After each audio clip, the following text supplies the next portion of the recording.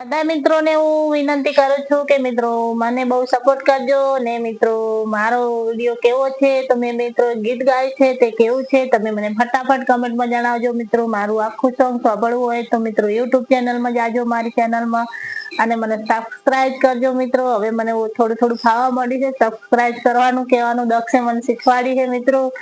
તો બધા મિત્રોને મારા તરફથી થેન્ક યુ મિત્રો.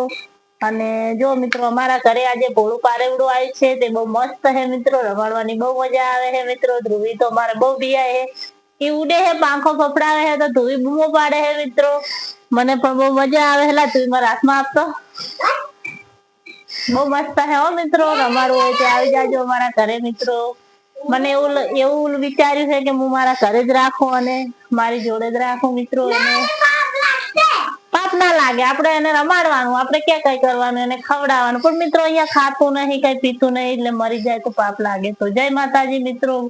ફટાફટ મારી ચેનલમાં જઈ, યુટ્યુબ ચેનલમાં જઈને મને સબસ્ક્રાઇબ કરજો મિત્રો, અને મારી ચેનલને લાઈક કરજો મિત્રો. મેં એક સોંગ ગાયું છે, વિના ઠાકોરનું છે મિત્રો. તો કેવું લાગ્યું તે મને ફટાફટ કમેન્ટ કરજો. જય માતાજી મિત્રો.